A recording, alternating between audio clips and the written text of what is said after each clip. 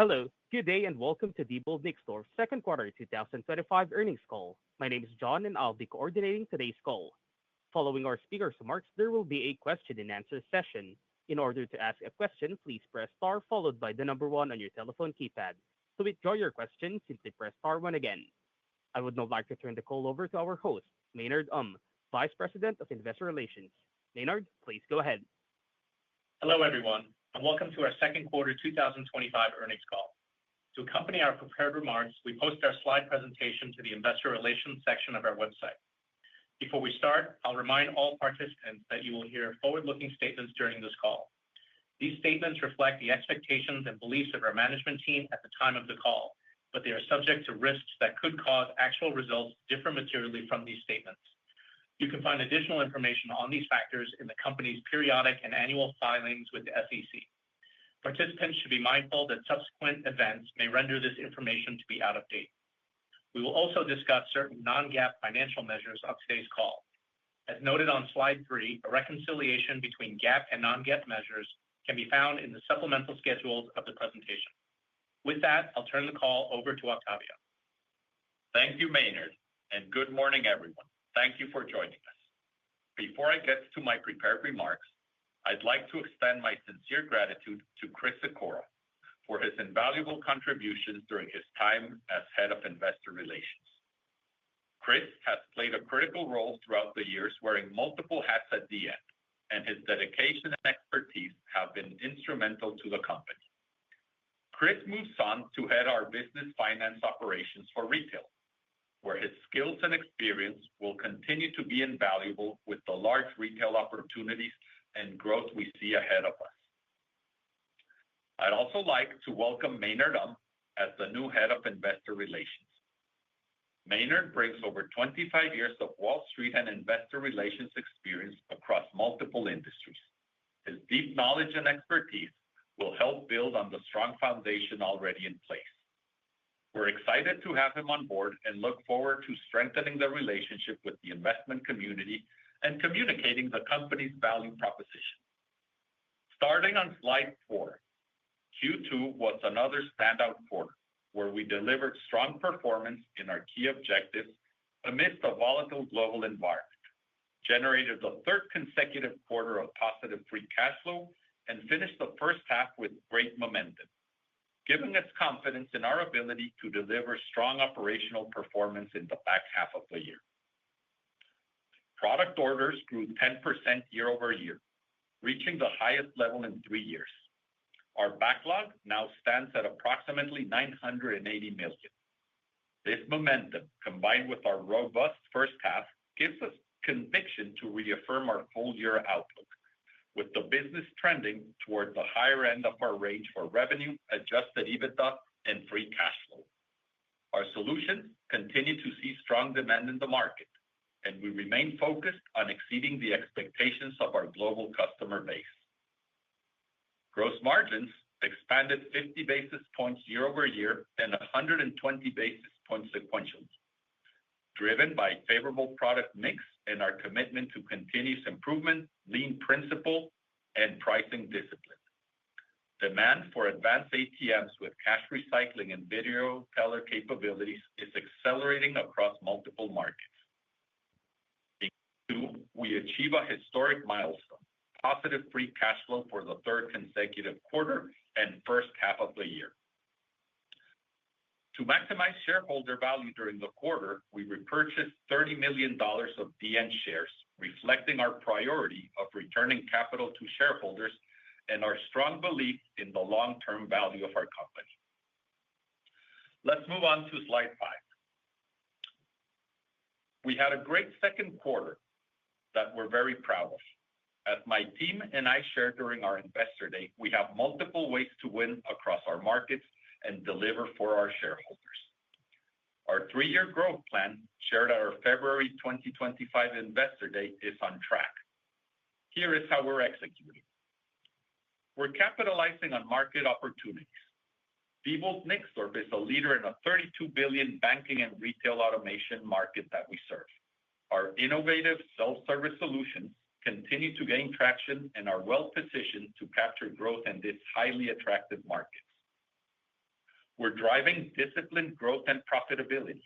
In banking, we're accelerating branch automation by introducing teller cash recycler technology and additional managed services. We're capitalizing on the ATM refresh cycle with tailored solutions, gaining momentum in fast-growing markets. And in retail, our AI-driven checkout solutions solve real customer challenges, provide a high return on investment for customers, and are a strong competitive differentiator. Our focus on lean operations is enhancing profitability.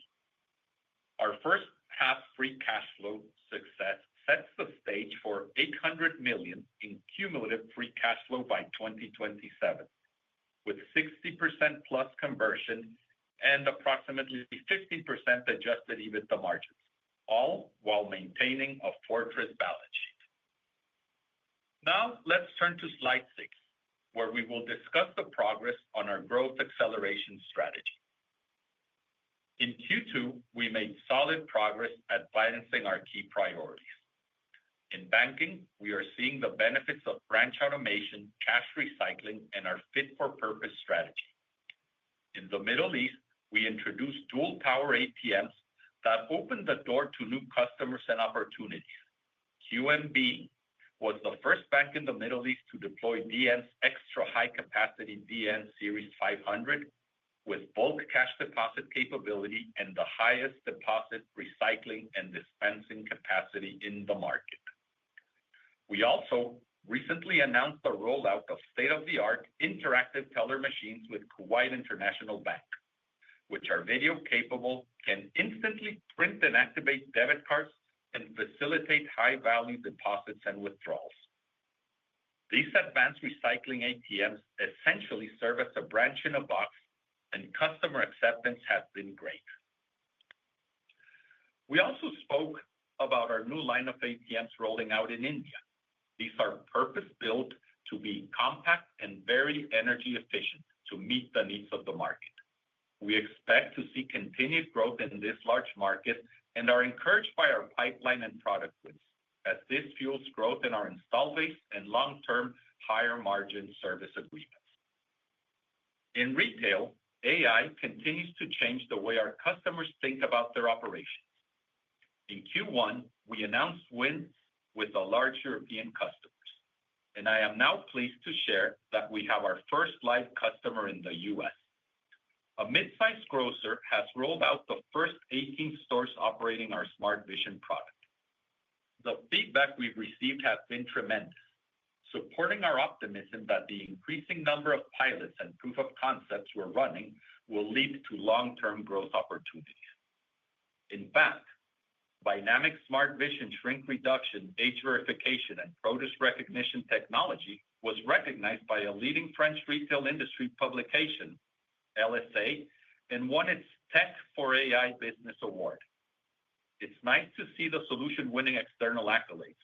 It is further proof of the value and innovation we're keenly focused on delivering.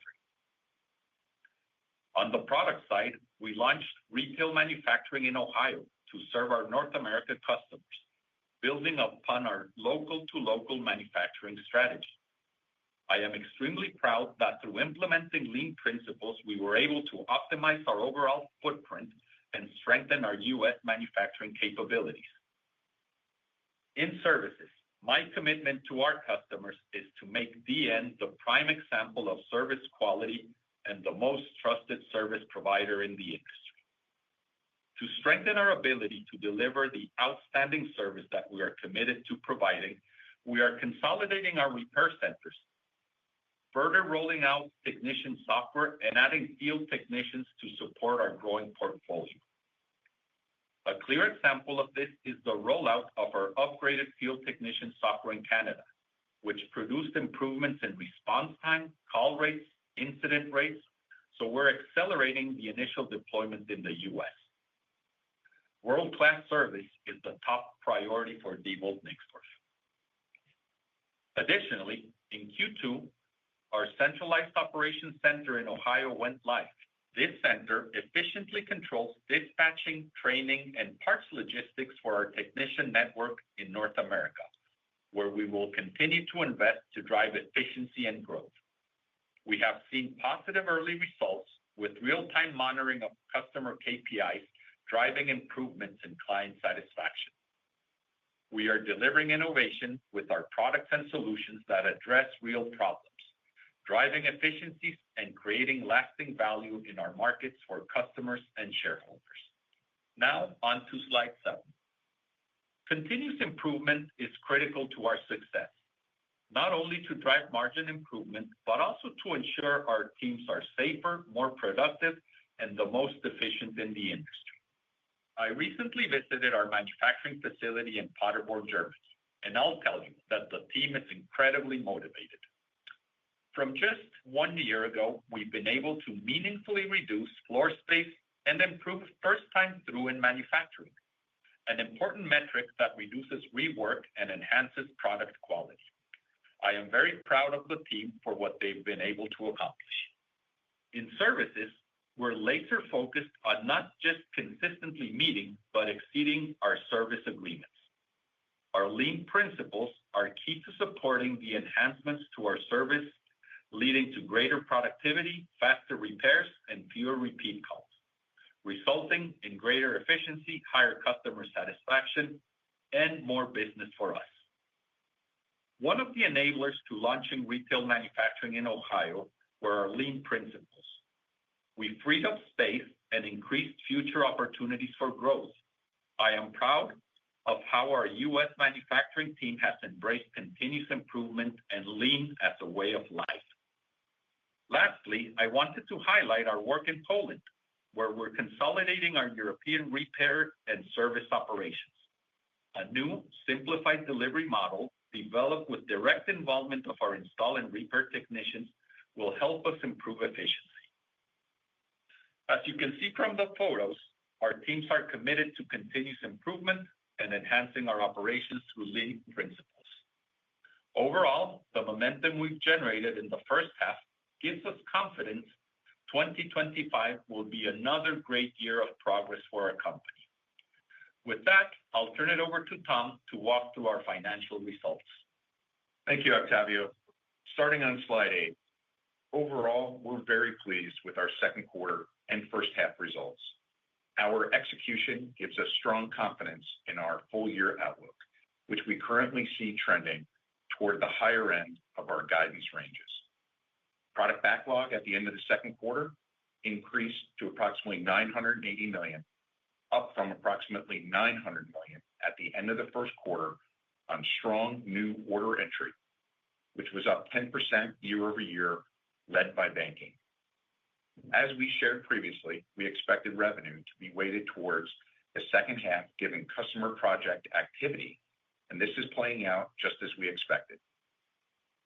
In Q2, FX was a tailwind to revenue of $19 million. However, for the first half, FX was a net headwind of approximately $4 million. First half revenue came in at 46% of total year's revenue, in line with our previous guidance of approximately 45%. Gross margin continued to improve, up 50 basis points year over year and 120 basis points sequentially. Product gross margin saw significant improvement both year over year of 250 basis points and sequentially of 230 basis points, primarily driven by better geographic mix, pricing discipline, and the ongoing impact from our lean initiatives. Product gross margins remain on track for up to 50 basis points of improvement year over year. On the services side, gross margin improved 40 basis points sequentially and was down 80 basis points on a year over year basis. We remain focused on driving sequential improvement throughout the year as we continue to enhance the best service organization in the industry. We also remain on track to exit Q4 with a run rate in service margins up 100 basis points versus prior years. In the second quarter, operating expense was up sequentially, primarily due to FX and stock compensation. Excluding these impacts, operating expense would have been comparable. Earlier this year, we discussed plans to reduce our operating expenses by $50 million on an annual basis. Going forward, operating expense represents another opportunity for us to work to improve our cost profile and achieve our three-year strategic plan objectives. We've been working on those plans and will be taking the initial steps in the coming months and look forward to providing updates. Continuing on slide 9, we look at our 5-year quarter financial trends. As we've said in the past, we remain committed to strengthening our profitability and significantly improving our free cash flow generation by nearly doubling year over year. We delivered adjusted EBITDA of $111 million in the second quarter. Sequentially, our adjusted EBITDA margin grew 180 basis points. Typically, our adjusted EBITDA builds throughout the year, and we expect a continued ramp through the end of 2025. To add some additional color, we expect to generate approximately 45% in Q3 and the remainder in Q4.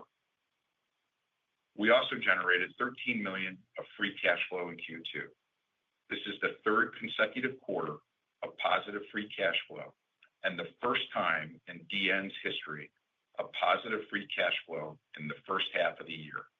Historically, the first half has been a significant use of cash, so our ability to reverse the trend and sustain positive cash flow is a testament to the discipline and hard work by the entire company.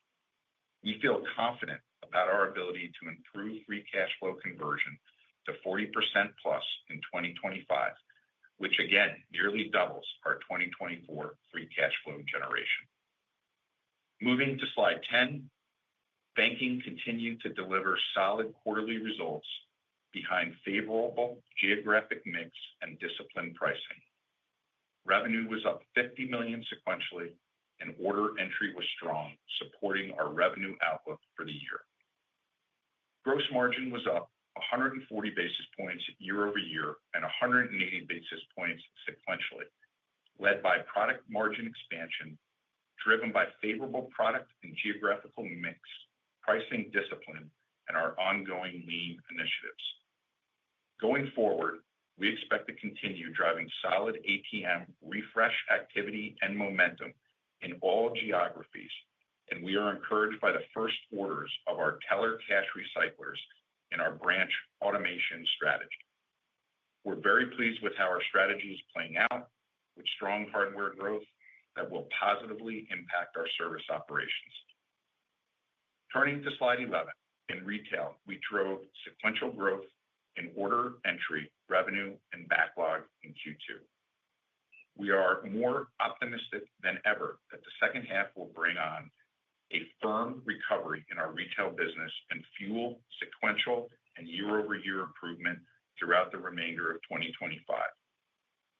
Gross margin was down sequentially 70 basis points and year-over-year 190 basis points, with strong product margins being offset by service margins. In Q2, we delivered higher volumes of point-of-sale terminals with lower margin-related services. As we look into the second half of the year, we're expecting a stronger contribution from self-checkout and more normalized gross margins in the mid-20% range as retail total gross margin improves through the remainder of the year. In the U.S., our AI-enabled smart vision solutions are gaining traction with increasing proof of concepts and pilots underway, and the first live installations are now operating.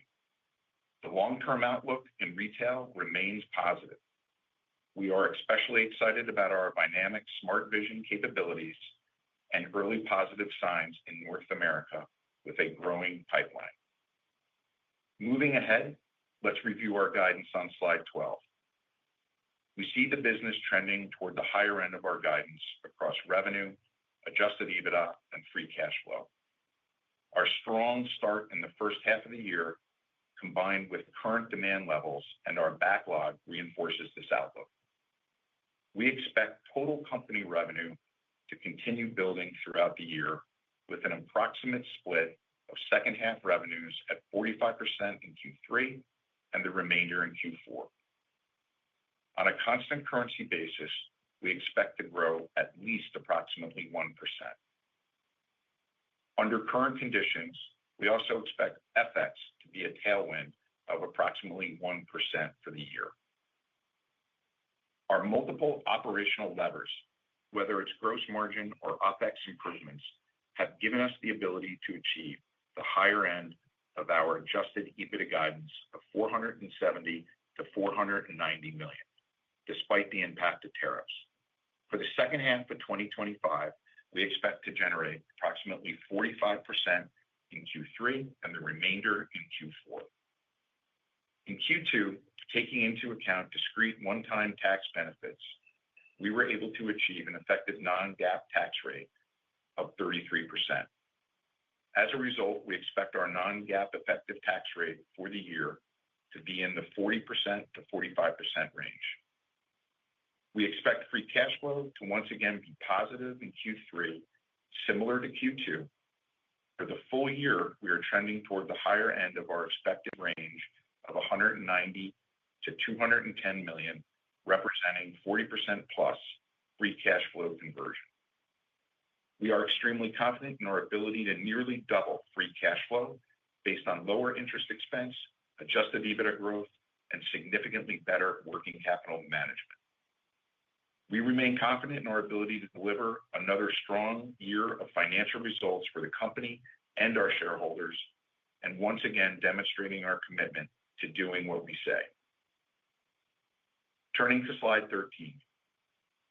We remain committed to maintaining our fortress balance sheet, allowing us to support our capital allocation strategy. At the end of the quarter, we had approximately $620 million of liquidity, balanced between $310 million in cash and short-term investments, and $310 million of capacity on our revolving credit facility, which remains untapped. Our net leverage ratio is 1.5 times, what we believe is the strongest balance sheet in the industry. We repurchased approximately $30 million or 637,000 shares in the second quarter. This brings our total share repurchases to $38 million or 822,000 shares at an average price of $46.08. Remember, we started our buyback in March, so this buyback represents only 4 months of activity. We intend to continue executing on our remaining $62 million authorization. Maintaining a strong balance sheet and our local-to-local manufacturing footprint are foundational elements for the new DN. The way we have positioned our company allows us to best serve our global blue-chip customer base and quickly respond operationally to the dynamic global environment without undermining our ability to achieve our longer-term financial targets. Lastly, we've talked a lot about doing what we say, or our say-do ratio. I think it's fair to say that we've delivered again in the second quarter. We're proud of our progress while at the same time focusing on operational execution and driving even better results over the long term. With that, I'll turn it back to Octavio for some closing remarks. Thank you, Tom. To wrap things up on slide 14, we delivered yet another strong quarter with a relentless focus on our customers and improving operations. Demonstrating the progress we're making against our multi-year growth plan, we've built a strong backlog that gives us visibility to the back half of the year.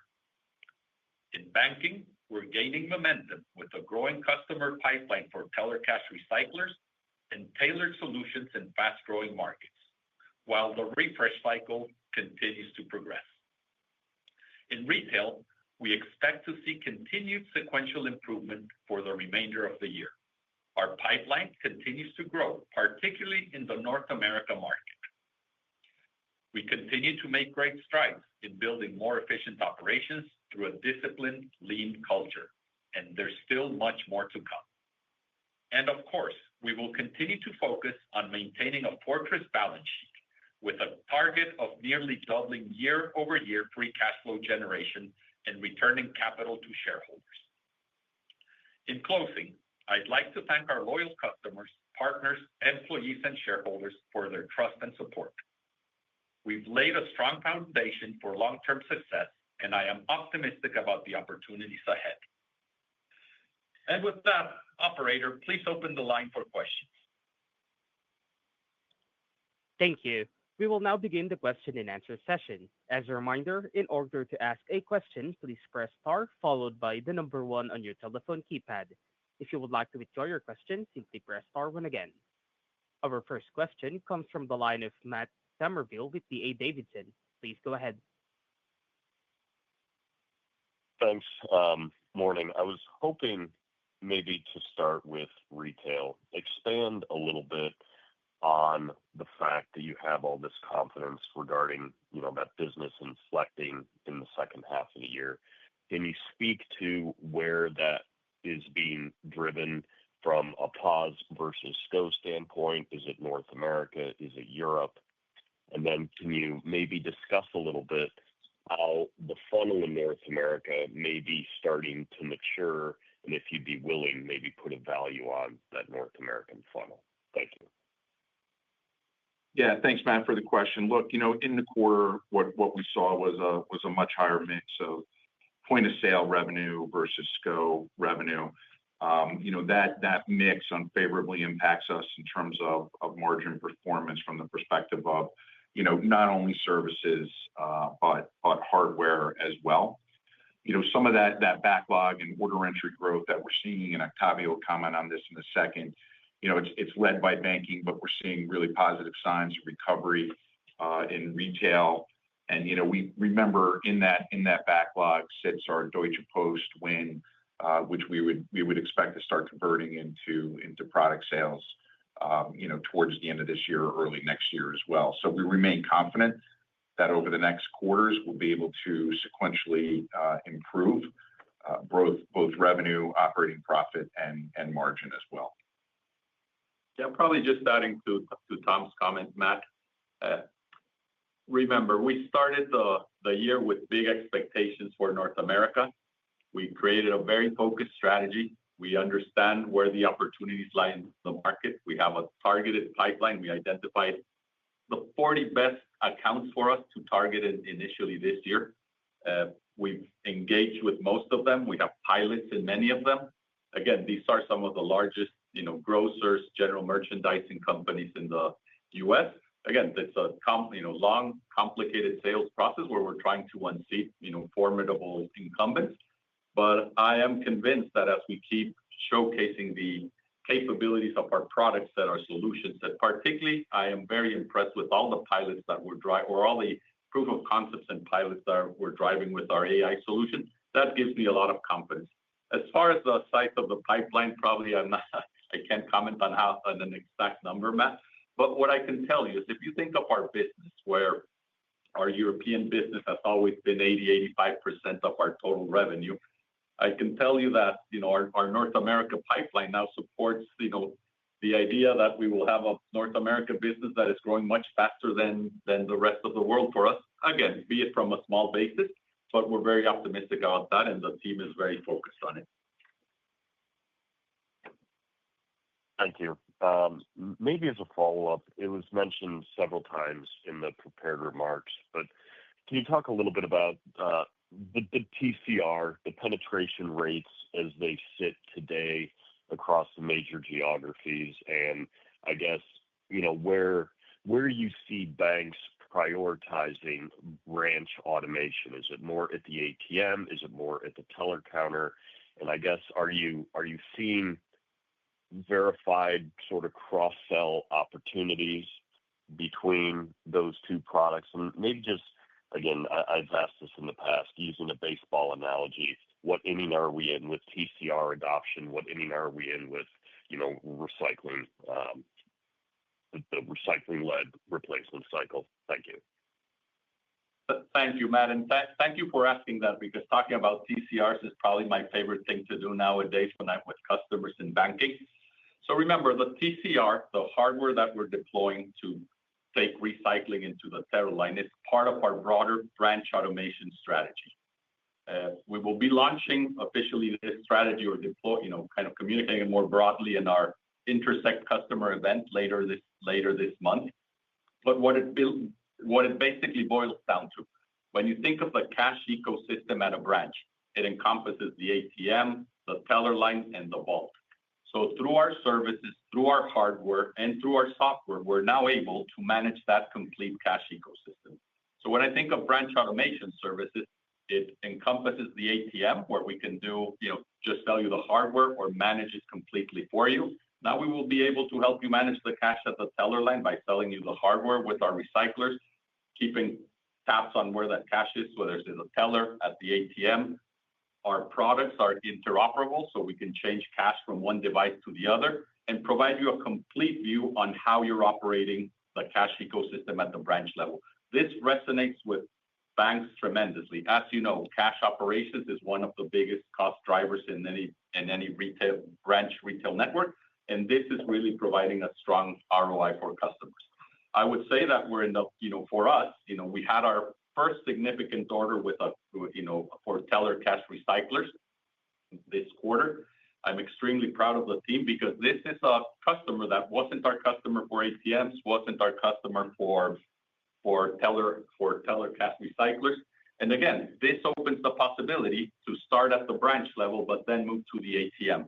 And where we're already very strong with the ATM, it allows the opportunity to incorporate a complete ecosystem at the branch level, giving us additional service, additional software opportunities.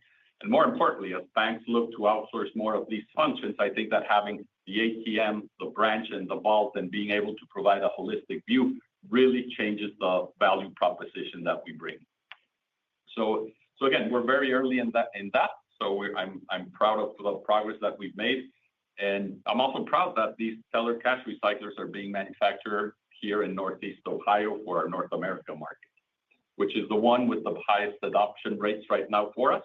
And again, we will see this, continuing to expand as some of our large banks deploy it. We'll see it trickling down to others, and then eventually expanding globally. As far as the recycler, where are we in the cycle? I would tell you once again, it's always the analogy, and I keep forgetting what inning we were last quarter in, but we're probably now in the fourth inning with still a lot of runway to go. And again, remember, as we keep adding functionality to our product set, we are creating new use cases.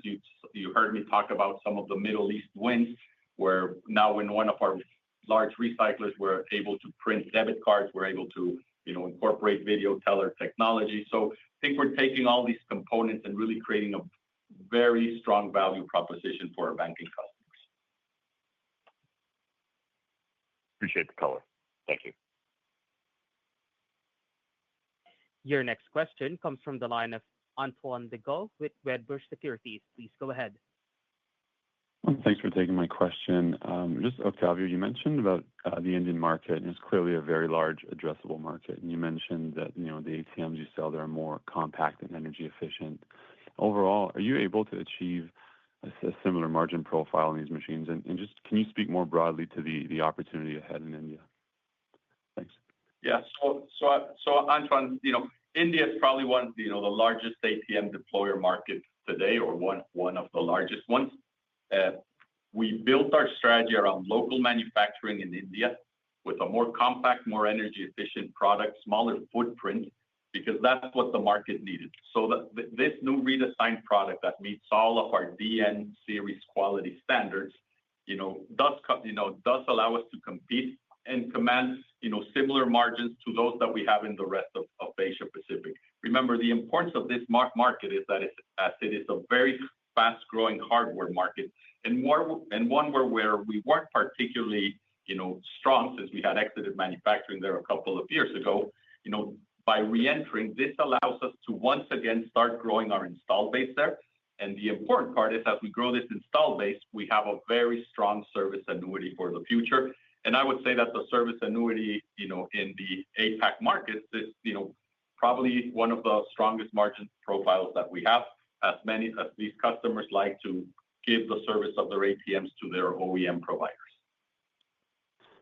Understood. Thank you. That's helpful. And just one more follow-up.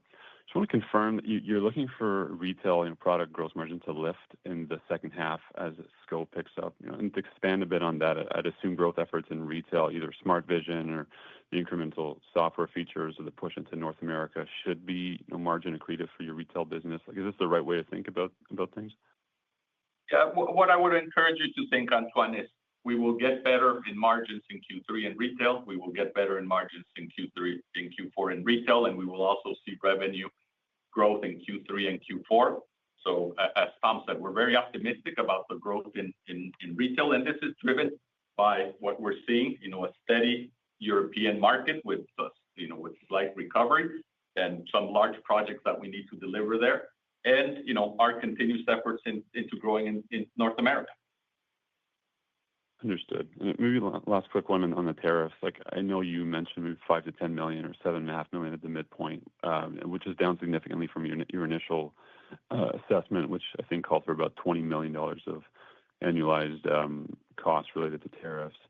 Is this mostly a result of the now lower tariffs on those jurisdictions, or is it also the impact of your mitigating initiatives kind of taking hold now that we're about 4 months into this?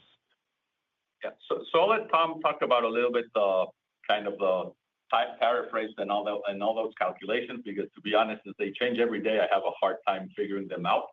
But let me tell you what, the part that I'm very focused on. One of the things that we said is that we would mitigate some of those impacts with our own operational efficiency.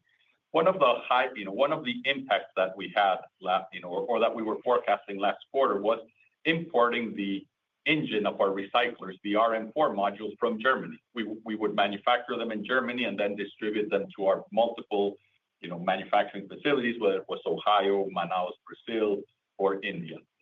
Since then, we've localized manufacturing of the RM4 engine to Northeast Ohio, thus avoiding the impact of the tariffs that were imposed in the EU. So again, we are continuing to look at all these different alternatives. The idea of expanding our manufacturing footprint here in Northeast Ohio for retail products. We started with the self-ordering kiosks for quick serve restaurants, expanding to self-checkout. All these things help us really mitigate the impact of tariffs. So, Tom, do you want to talk a little bit about the rates? Yeah, look, what our assumptions are: China 55%, everyone else, at or around 15% for the remainder of the year. We were very transparent in the first quarter, came out and said our gross impact could be up to 20, but we had line of sight to mitigate 10. So think about, that 10 in the first quarter now going down to a range of 5 to 10. And we think that we have, multiple ways to win here and continue to mitigate that even further, which is why we're confident, despite tariffs, we're still going to be able to execute towards the high end of our range. Thank you. I'll pass the line. Your next question comes from the line of Justin Ages with CJS Securities. Please go ahead. Morning, all. Good morning. Positive to see, the pilot program and the one customer on the uptake in retail for the Vynamic software. Can you just give us a sense of, the conversion of pilot programs or the lead time that takes? Yes, Justin. And again, it varies, to be honest, depending on the size of retailer, the complexity of what they're trying to deploy. We're encouraged that, this is a mid-sized grocer that, couple hundred stores, but they've started with the first 18 that are now live. So we're happy to see that. That was a process that roughly took us, 6 months from the inception of the first proof of concept to piloting in one of the stores to now starting to roll out in the first 18 stores. So I would say that for mid-sized companies where, anywhere from 6 months should be a good time frame. We see that in some of the larger grocers, some of the larger retailers, that process is a little bit more extensive, particularly as retailers with multiple, with hundreds or thousands of stores really create a more comprehensive testing process and evaluation process. So I would say that probably takes 6 to 9 months. But I think that is the average time frame, anywhere from low end 6 months to high end 9 months. And remember, we've started some of these pilots, proof of concepts and pilots early Q1. So we're starting to see the early green shoots of those efforts. That's helpful. Thanks. And then one more. Appreciated the color around guidance on the tax rate. Can you give us an update on where you are in, getting to a more rational tax rate? I know that was a bit longer term focus. Just wanted to get a sense of the progress being made there. Thanks. Yeah, thank you, Justin. It's a great question. This quarter we were able to capitalize on some discrete one-time items in the quarter that dropped the rate to 33, right? So we were able to adjust our range, lowered it a little bit from 45% to 40 to 45%.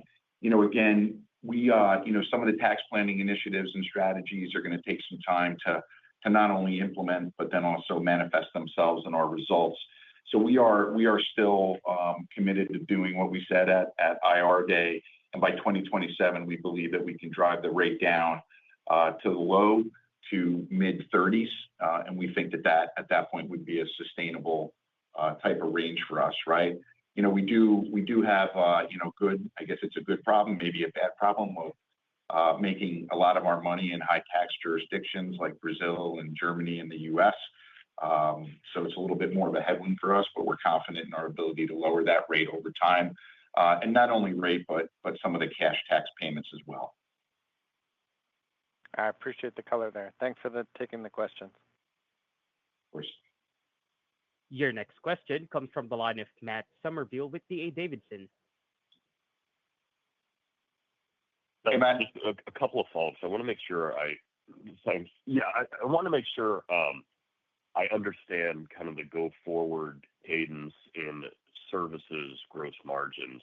And I want to understand, you talked about a lot of different investments you're making on that side of the business, which will obviously bear long-term fruit. But I'm curious, are those investments actually weighing on margins at present? And again, if you can remind us how we should think about, Q3 and Q4, the margin evolution, and then I have a follow-up. Yeah. So look, our view is the 100 basis points of service gross margin continues to be our North Star, right? And remember, it's not just this quarter, it's not just this year, it's that whole 3-year journey, right? So we have increased margins Q1 and Q2, and as Octavio and I both pointed out, continue to expect that sequential improvement throughout the year. But let me give you a roadmap to the remainder of 2025. So, look, first half service margin came in at about 25.3%. We're projecting full year service margins of at least 26.5%, and we're targeting multiple opportunities to incrementally improve that through the remainder of the year. I think what's important to keep in the back of the mind here is as we exit the year, we do expect our Q4 service margin run rate. So as we exit the quarter for the quarter, to show at least 100 basis points of growth over the Q4 2024 exit rate of 26. So you are correct that there's an elevated cost associated to the repair of those of the consolidation of the repair centers, the field software for our technician, the software rollout, and then also adding field technicians to support our service portfolio as well. But again, remain confident on the ability to achieve what we've said and overall maintain the higher end of our guidance. Yeah, Matt, and just to add to Tom's point, because this is one of the things that I've committed to all our customers, we will be the best service organization. We will continue improving using technology, incorporating our AI into the way we serve our customers. So we're very focused on that, and that is something that, that as I think of our 3-year journey, are the investments that will clearly elevate our capabilities around service and really distinguish Diebold Nixdorf in the market. Thank you. As a follow-up, can you maybe expand a little bit on that $50 million sort of OpEx target you're looking at in terms of annual savings? Tom, maybe where you and Octavio are seeing the greatest sort of magnitude of kind of opportunity going forward, and are you executing towards that type of number for 2025 as well? I want to be clear on that. Yeah, we'll have more to share with you. We're working towards those plans and developing those plans. We think we've got opportunities in shared services. We think we've got opportunities in our manufacturing and operations kind of across the board as we continue to roll out lean it's really been embraced by the company, and we expect, given the number of Kaizens that you saw on the slide, continue to roll that and see it as well. And then, in the functions, whether it's our back office and shared services and whatnot, we think that we have opportunities to begin executing to that. So I would ask for, a little bit more time to more fully develop those plans and give you an idea, but we would expect a favorable impact to the current year. Understood. Thanks, guys. Yeah. And it seems that we have no further questions. I will now turn the call back over to Maynard for closing remarks. Okay, thanks everyone for participating in today's call and your interest in Diebold Nixdorf. If you have any follow-up questions, please feel free to reach out to the investor relations team. Thanks again and have a great day. This concludes the meeting. You may now disconnect your lines.